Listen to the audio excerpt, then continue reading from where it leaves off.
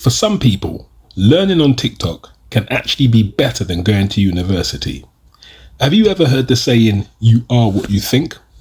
What I'm about to show you is absolutely brilliant. It is the best explanation of how the mind works. And if you agree or not, let me know in the comments. This is how to get anything you want. The mirror principle. The mirror principle tells us that reality is like a mirror. You have an image and you have a reflection. What happens is that you cannot change the reflection. You need to just change the image, right? I can't change the reflection. I need to change what I'm putting in front of the mirror. The image is your life. The reflection is your life. And the image is your mind. Whatever your mind thinks is what's going to be reflected into your life. Now, I cannot change my life within the reflection, right? That's like me looking at myself in the mirror and seeing that I have a stain and clean the mirror. And the stain is still there, and I clean the mirror, and the stain is still there. The stain is not going to go because what I need to change is the image. I need to change the image. To change the image in life, basically in our reality, the image is our mind. I cannot change my life if I don't change my mind. My mind is what's projecting, is what's being reflected into my life. Now, how do we change the mind? Well, in order to change the mind, we need to understand how the human mind works. The human mind has 3 levels that coincide with the 3 dimensions. We have the 3D, which is our conscious mind. Then we have the 4D, that is the subconscious mind. And then we have the 5D, which is the quantum field, the field of possibilities, God, the source, however you want to call it. This is high energy. In our 3D, our conscious mind, that's everything we can see with our 5 senses, right? This is what we see as our life. What happens is that our life, like we said, is a reflection of what? Of that image. The image is in our subconscious mind. Whatever is in our subconscious mind is what's becoming our life. Here in the subconscious mind is our core beliefs are. Our core beliefs have been created since we were born. Everything we watched, everything we observed, everything we heard from our parents, teachers, friends becomes our core beliefs. Maybe we heard, oh, if you do that, you're going to get sick. Or your mom and your grandma had this illness, so you're going to get it too. Becomes a core belief. Our core beliefs become our life. Now, what happens is that in the 5D, in the quantum field, this is the field of possibilities. Everything exists at the same time, all at once. You have the you sick, the you healthy, the you in a loving relationship, the you in a toxic relationship, the you poor, the you wealthy, etc. All of these possibilities, like we said, exist at the same time in the quantum field, but they exist in the form of frequency, like a wave, in the form of energy. Think of water. You have water, and when you give it enough energy, high energy, high heat, it becomes vapor. Vapor, you cannot see it, but it's there. So how does this frequency become reality, become our 3D? It becomes particle by being densified. By being densified, it becomes particle, and then we can see it with our conscious awareness. So what happens is that we are choosing from the field of possibilities, but we're choosing from our image, from our core, from our subconscious, from our core beliefs, which means that our core beliefs are attracting like a magnet. They are attracting one of these possibilities, and that is what's becoming our life. All right? Now let's pause right there. Remember what she just said about your core beliefs are like a magnet that attract the possibilities.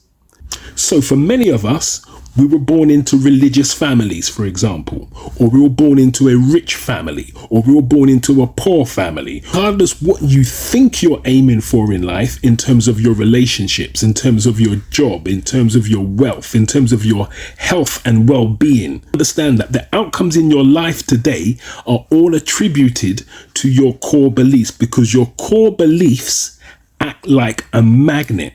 Whether they are true or false, your core beliefs directly affect the outcomes in your life today.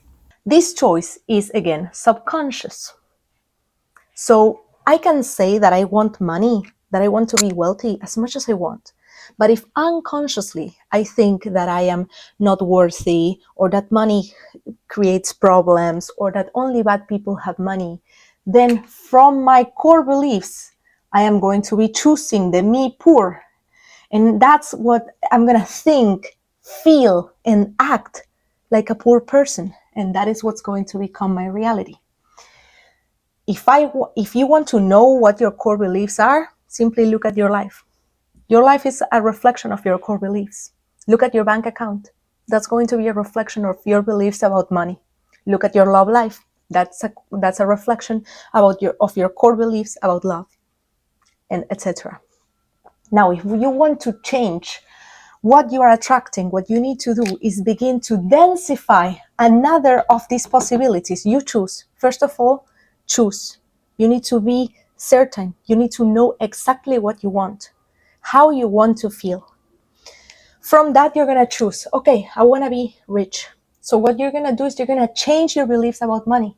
You're going to start thinking, acting, and behaving like a person who is rich. And that's what you're going to attract. Remember, emotions are the fuel to be able to bring this into the 3D. So stop, if you want to stop being poor, what you're going to stop thinking, acting, behaving, and feeling like a poor person. Because you want money, not because you want the paper or the number in your bank account.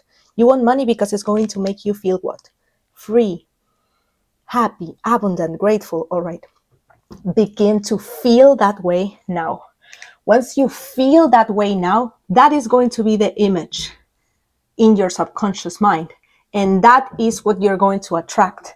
And that is what you're going to see in your material life. So you want to change what you see, you need to change the way you feel, think, and act. Okay, now this is where it gets interesting. Imagine if throughout your life, based on what you've been told to do, so instead of actually thinking and feeling that you have good health and you're going to have an abundant life, you've been told to pray on it. Instead of actually thinking and feeling like a rich man or a rich woman, instead of actually thinking and feeling like you are going to find the perfect husband or wife, there are many of us who have attributed all of those positive outcomes to God's hands. Do you understand where the conflict lies? So you're not actually attracting those things. You're basically just waiting and praying for God to deliver, instead of actually believing within your core that you have those things right now, and thereby attracting those things to you right now.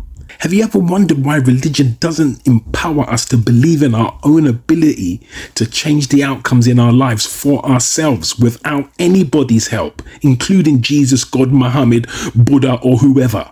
Let's see how she concludes this lesson. Pay attention. What happens is that sometimes people, we go back to a mirror. Sometimes people don't like what they see here because they are whatever, poor, right?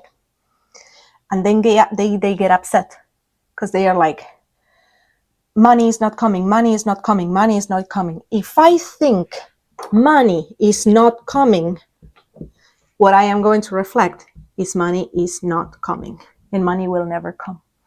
If I begin to feel abundant, no matter what I look in my reality, because I know that this is dead, this is only a reflection of this.